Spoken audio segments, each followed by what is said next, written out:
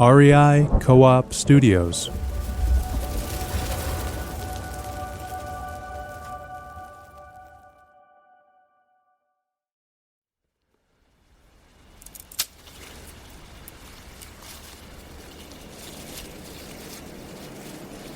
There's only one way home. It's down that road.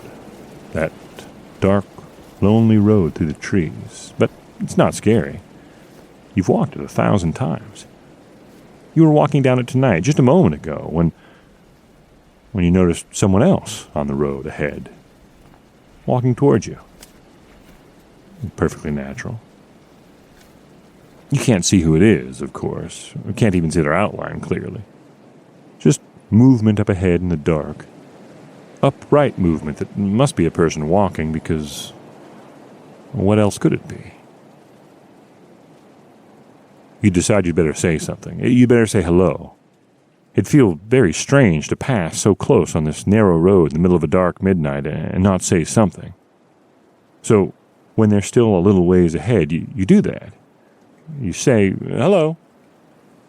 And then you stop. Because they stop.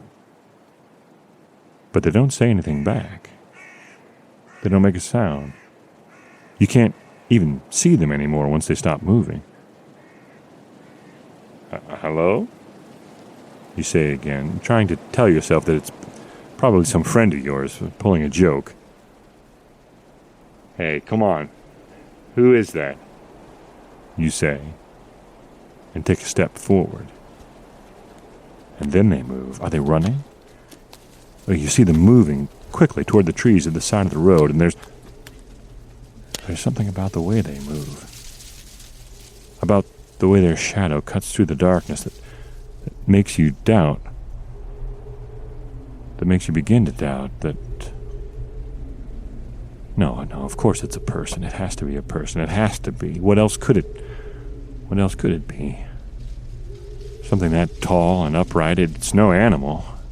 And it can't be a ghost, because now you hear it in the brush on the side of the road. It's pushing the frost-barren branches aside. It's crunching the fallen leaves underfoot. But not for long. And it doesn't go far. You can tell by the sound. It's gone a few steps into the bushes, and then it stops, and you can feel it watching you. The moon picks this moment to come out and shine full on you, so bright after the darkness that it feels like a spotlight. Nothing stirs back there in the black shadows under the trees, does it? No, you're almost sure that it doesn't. Well, at least you can see the road now, stretching narrow ahead of you through the darkness, cut up by the shadows of the branches overhead. And you know there's only one way home. Down that road. Down that dark, lonely road through the trees. Isn't it time you were going? Because you know, all roads lead to the Camp Monsters podcast.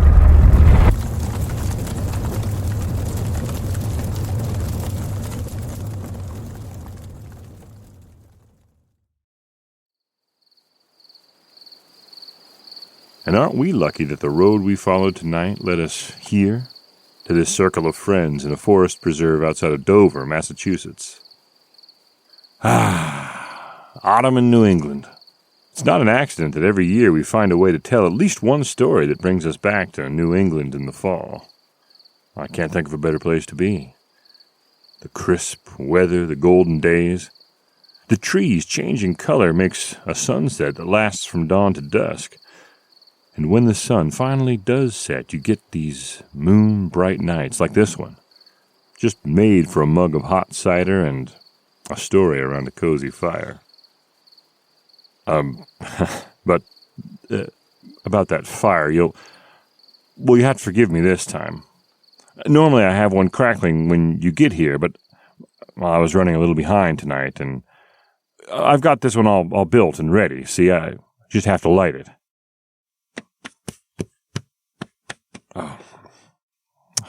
wouldn't you know it? I forgot my Zippo lighter. That's a real classic. Passed down from my granddad. Still works like a champ every time. Oh, you've got to love that about Zippo lighters. In this too-disposable age, they're still selling generational quality. But now, here we go. Check this out. I got this at REI. It's a Zippo Mag Strike fire starter. No lighter? No problem. The Zippo Mag Strike unleashes sparks like no other. It's got a nice snap lock closure and this textured grip that makes it easy to hold, even with gloves on. I guess that's why Zippo is the first, last, and only name you need for heat, light, and flame. Zippo. Get out and stay out. Check out all the cool Zippo products you can get at your local REI or online at rei.com.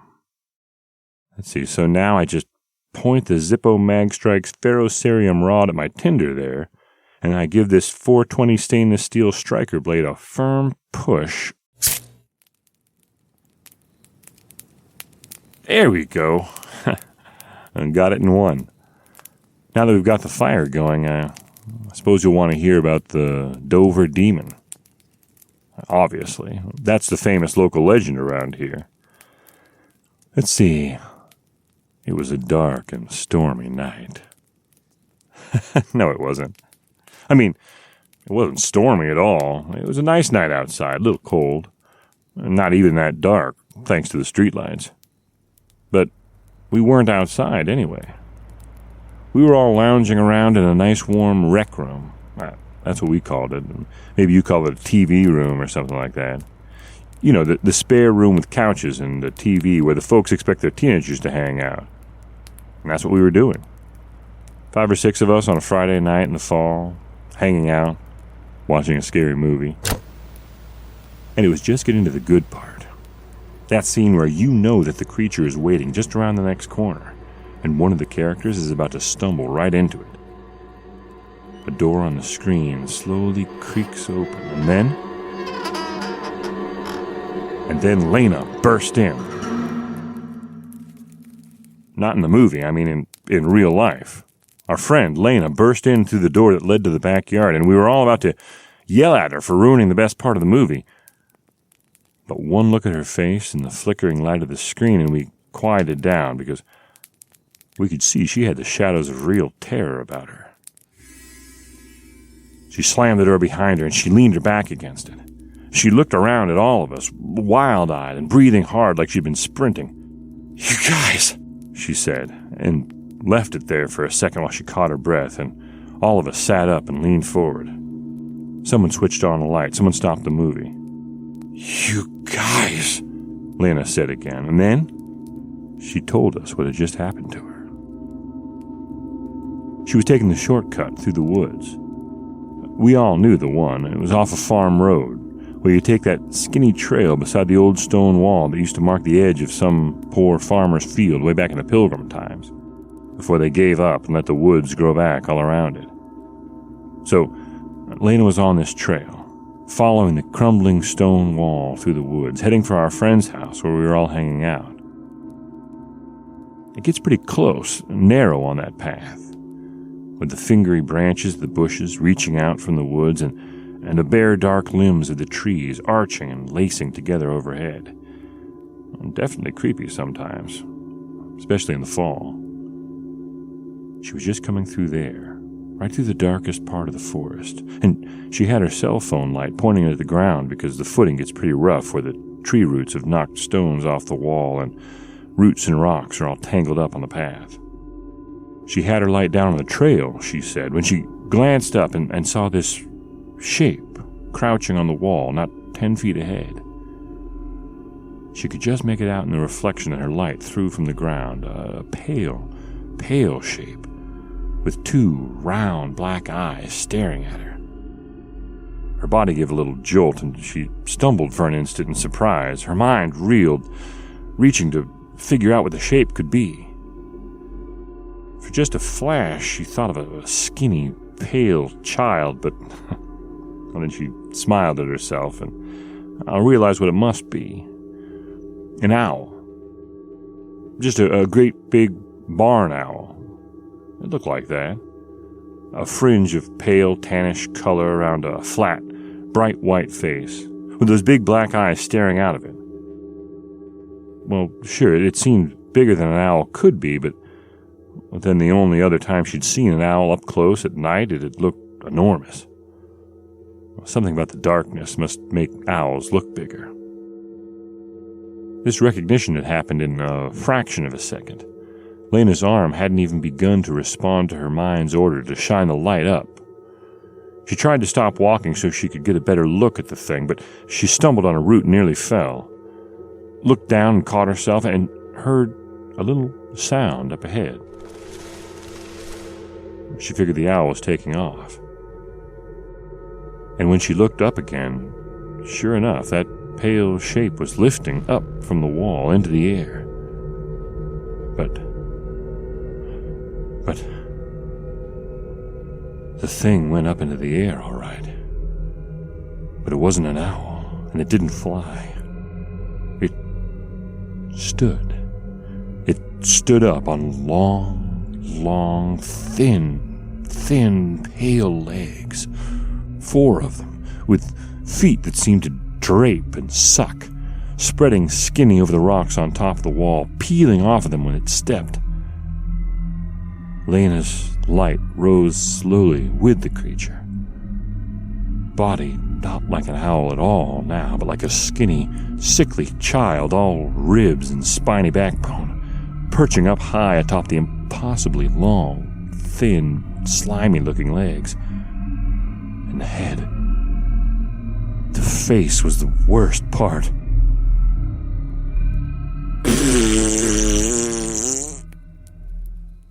Interrupted Jimmy. Let me guess. A big, flat, figure-8 face twitching weirdly on the end of a long neck, all pale and blank, except these big black eyes that reflected bright red when your flashlight hit them. And then it lifted one of those long sucker feet, and it started coming towards you. Come on. Yeah, Charlotte chimed in. That story's not up to your usual scratch, Lena. I mean, it's kind of scary, but we've all heard it so many times before. Everybody around here has heard the old Dover demon thing like a million times. Charlotte furrowed her brow and shook her head. Couldn't it be something else? The monster, I mean, like maybe it was some kind of scaly black thing with red fangs and I don't know. You're usually so good at making up the new stories, Lena. I've got to hand it to Lena. She didn't break or grin or anything. She kept staring around at all of us like she was in shock, and then stammering stuff about how it was true. We had to believe her. She wasn't making it up this time. That she barely got away and run off through the woods. And I mean, I kind of got what she was doing, trying to sell the real world angle. I mean, it was new. It was different from what she normally did. See, Lena was the born scary storyteller in our group. Every summer camp, every bonfire, every sleepover since we've been old enough to have them.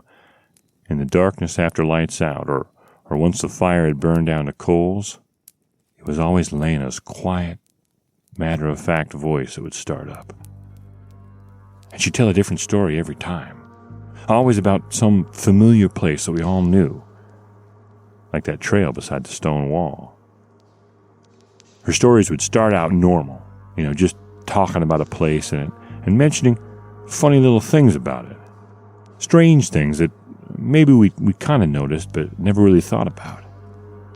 And she'd build on those things. She'd build a whole slow pressure cooker world of uncertainty and an ever-growing fear that would build and build and build until you were practically clawing your ears off for that big, sudden, scary climax that you knew was coming at the end. And when it came, and Lena's story was over for the night, I mean, it was scary, but it kind of re-energized everything.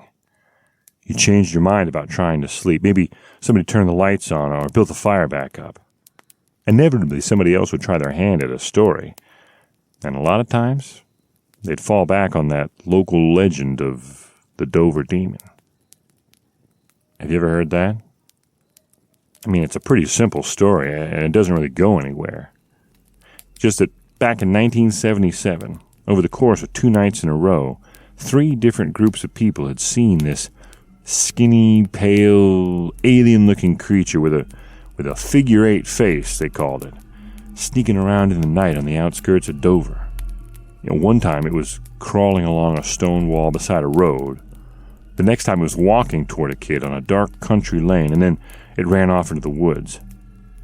And finally, one last time, just standing in the yard outside a girl's window. But that was it.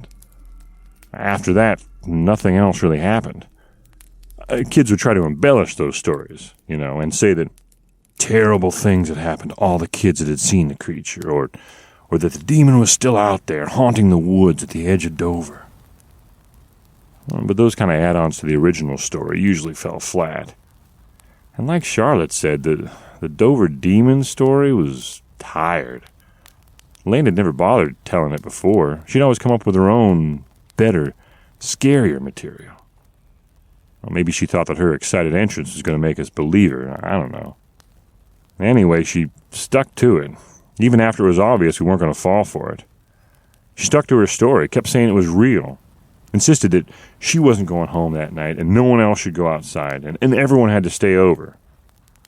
Well, that was fine with us. That was what we normally did anyway. But even after we started the movie again, Lena wasn't watching the TV. She kept staring out this window in the top of the door that led out to the backyard, and once or twice she'd stand up suddenly, staring out there. Well, we all knew she was trying to sell us on her lame story, and we told her kind of roughly to stop it. She quieted down, but now, well, after what happened later that night, I wish we'd listened to her. I wish we'd taken a second to see things through her eyes, consider the possibility that, well, at least that she might really be scared. Really scared. That she might really believe what she was telling us. We could have at least done that. And telling her story now, I guess we should do just that. We should see the rest of the night through her eyes. Tell it the way she experienced it. We'll wake up like she did, much later that night, in the darkness of the sleeping rec room. Lena started awake, heart pounding, straight out of a dream that had ended with that strange, blank, pale, figure-8 face that she'd seen in the woods, now hovering inches above her own. She sat up, looked wildly around, wondered where she was. Then she felt the rough, thick fabric of the couch beneath her, heard and sensed the dark forms of her friends sleeping nearby on the chairs and across the carpet, and she took a momentary comfort from having them close by. But then, that comfort balled up in Lena's throat and stuck there, curdling into regret and anger and shame and boiling down her face in silent, racking tears. We were her friends, huh? Friends. Real friends would believe her. But no one did. None of us did. Nobody believed her. And it was just the worst kind of feeling. When she really needed us. When something had happened to her and she really, really needed her friends. We all just kind of dismissed her, waved her away and laughed her off. We even got impatient or angry with her, just because of some silly stories that she told in the past. But couldn't we see? Couldn't her so-called friends tell how different this was? Couldn't we feel the real terror and confusion that she'd felt pouring out of her when she'd run in from those demon-haunted woods and told her story? This was nothing like the ghost stories she'd told before, nothing at all. But we didn't want to believe that some strange, dark terror could be lurking in the woods around sleepy, suburban little Dover, Massachusetts. We wanted to go on enjoying it when she scared us with lies while blinding ourselves to any frightening truth. So it didn't matter how truly she told us, how naked her honesty was. We'd never believe her. Unless... And as Lena sat there in the darkness, resenting the deep, placid breathing of her friend's peaceful slumber, the terrifying outline of a plan began to form in her mind. And at the same time, she realized she was staring. Ever since she'd woken up, she'd been staring at the only light source in the room. The little unshaded window in the back door, the one that looked out on the moonlit backyard. And as she stared, that plan that was forming in her mind continued to take shape, to congeal and solidify. She stared out the window and she realized that the only way her friends would ever believe was if they saw the creature too.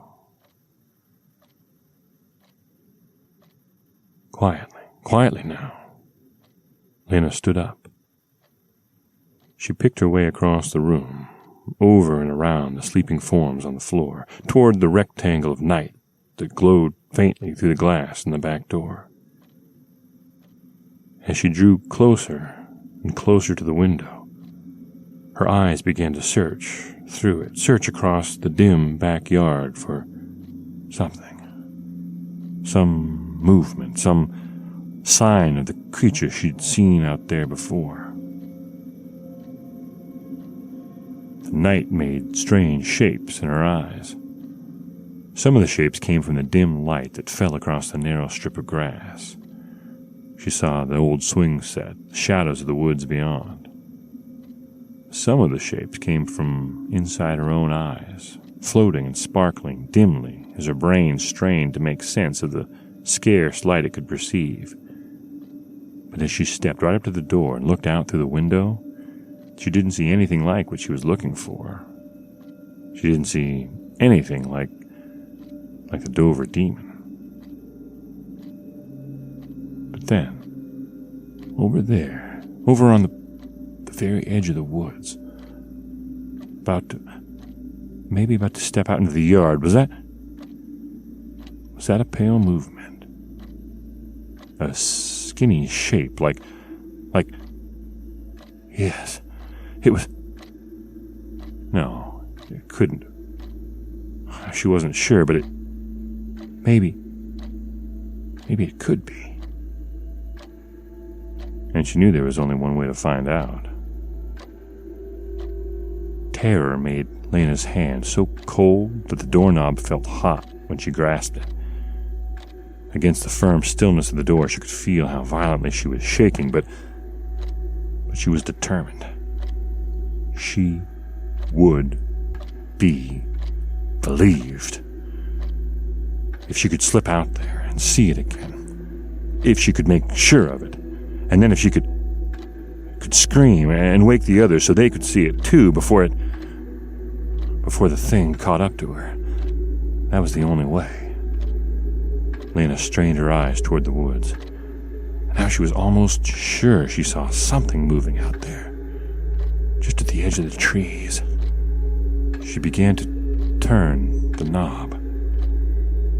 She felt it moving in her hand, and just as it started to turn, the face of the creature sprang suddenly up right from below the door, filling the whole pane of the glass just in front of her. It was huge up close. It seemed to glow faintly, and she could see every ridge and wrinkle and pit in its flat, featureless face. Grainy, not like feathers at all, but like leather, stretched tight over lumpy bone. And as she stared at it, shocked into paralyzed stillness, its big black eyes flashed red, and its head began to bob and shake excitedly, and it tapped its face against the glass. Softly. Then harder and harder. And again against the glass, harder. Motion. Lena felt the ability to move that had fled her so completely an instant before, now slowly coming back to her. It hadn't returned yet, but in just a moment she was going to be able to move again. And as soon as she could, she was going to run. Yes, she was. Yes, she was. Not a sound. Not a sound, not a second wasted in screams. She was just going to run. Just run. As fast as she could across the room and through the house and away from there. Then, quick as motion had fled, it returned. And she could move now. She could run, but she didn't. I don't know how, but she didn't. She didn't run. She knew if she wanted anyone to believe her, she couldn't run. So when she felt motion flood back into her limbs, she managed somehow to hold it back. She caught it, gripped it, held it fast, and through some incredible exercise of strength and determination and restraint, she controlled it. She controlled and directed that motion, and instead of running, she felt her hand, still on the partially turned doorknob. Lena felt her hand, and she told it to turn, to keep turning, to keep turning the knob until she felt the catch of the door spring loose under her hand. And then she told her arm to pull, and she forced her feet to step back, and she stayed behind the door as she swung it open wide on the sleep-filled room. And with a desperate, scalding effort, she thawed her terror-frozen throat, not enough to scream, but just enough to make a sound, much, much more real and frightened and terrifying to her friends who had awakened.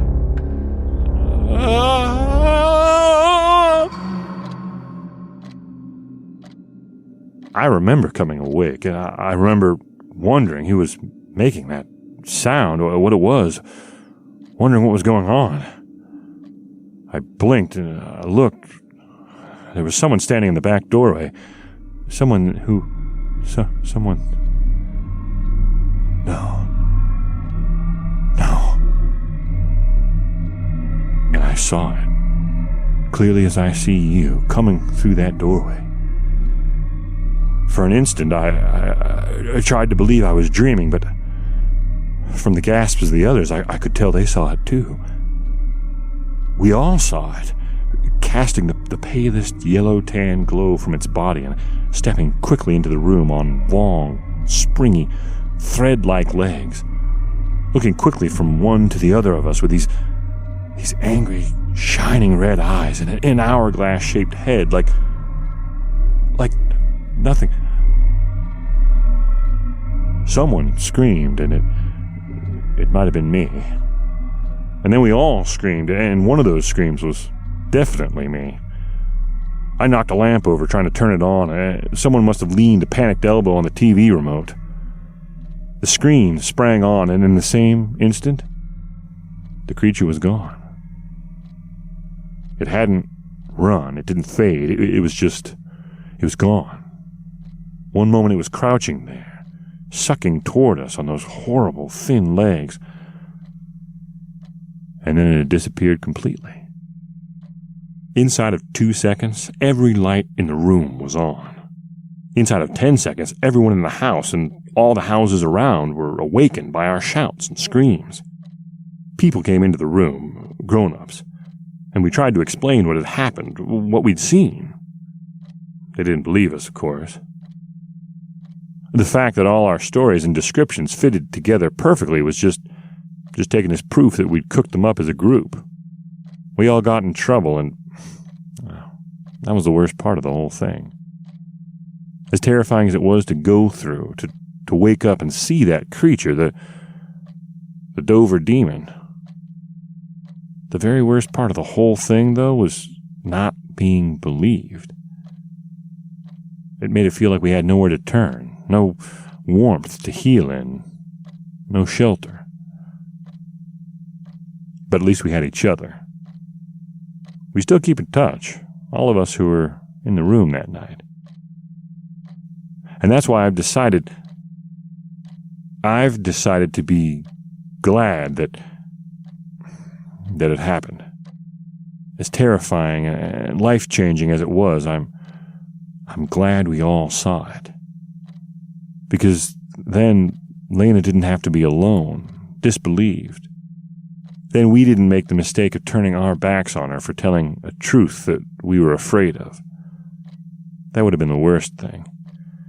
Even worse than living the rest of our lives knowing that there are things on the edge of this world that we may never see more than the glimpse of, and that we don't ever want to glimpse. Far worse would have been if we'd gone on doubting her. I'm glad she didn't have to go through that. I know many have before. But after that night, none of us could doubt Lena anymore.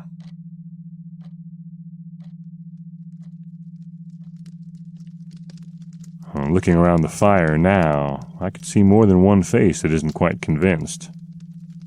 Well, I honestly hope you never are. But when we put this fire out tonight, when we walk back through these shadowy autumn woods to our tents or to our cars, I know that even the most skeptical of you will be working hard to stay that way. To keep yourself convinced that you will never learn what I learned that night. What I learned right here in Dover, Massachusetts. But hey, look at that! I never checked this pocket. I had it the whole time. My Zippo lighter.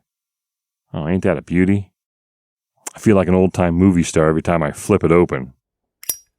You know, Zippo's been making lighters for 90 years now, and they still make them right here in the USA.